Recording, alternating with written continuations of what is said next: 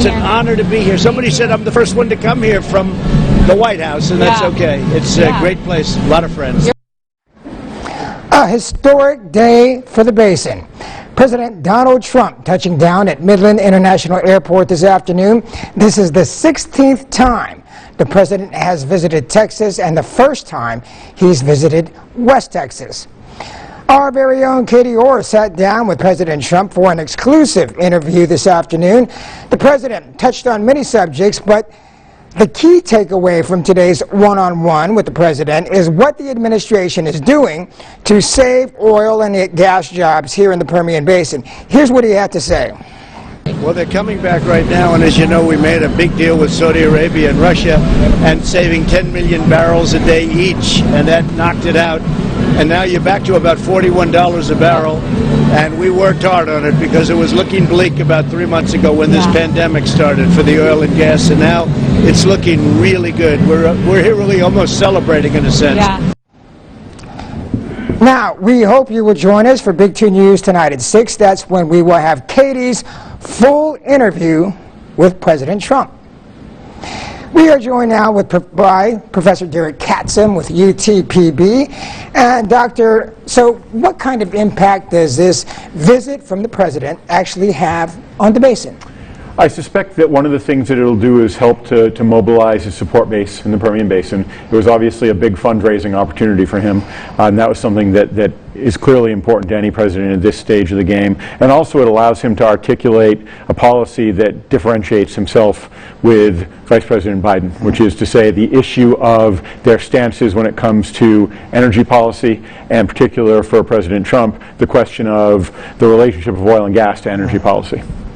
Well, Doctor, certainly the president's visit does a lot for his base here in West Texas, but there are also a lot of refineries in Houston and in Corpus Christi, all over, so a lot of jobs.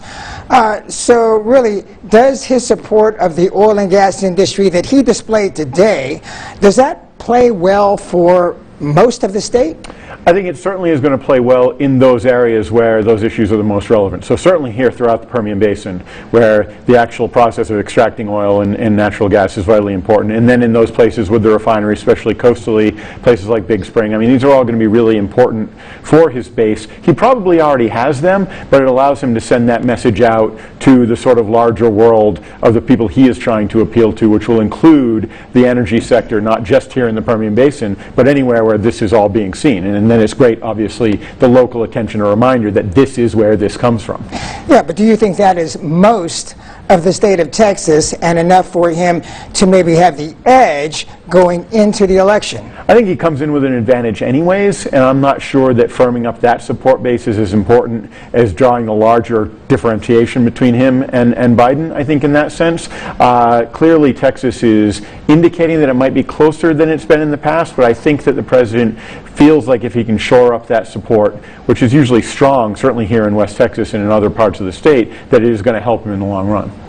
All right, well, you are a historian, Doctor, and a lot of people here in the basin very excited for this visit by President Trump. He's got his base here. A lot of people support him. So this was a big day, a huge day for people in West Texas. But in a historical sense, exactly how big was this day compared to, well, you're a historian.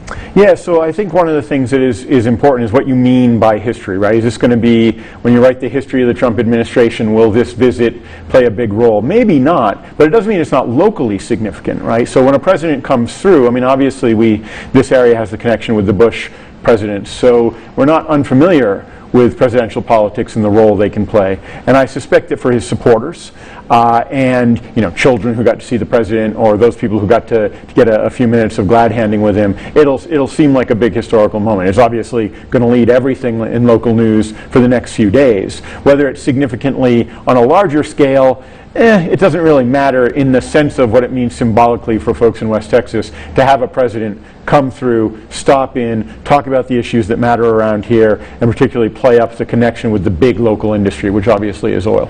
Well, finally, Doctor, you watched his address to the people here in West Texas, and we had it live on our air.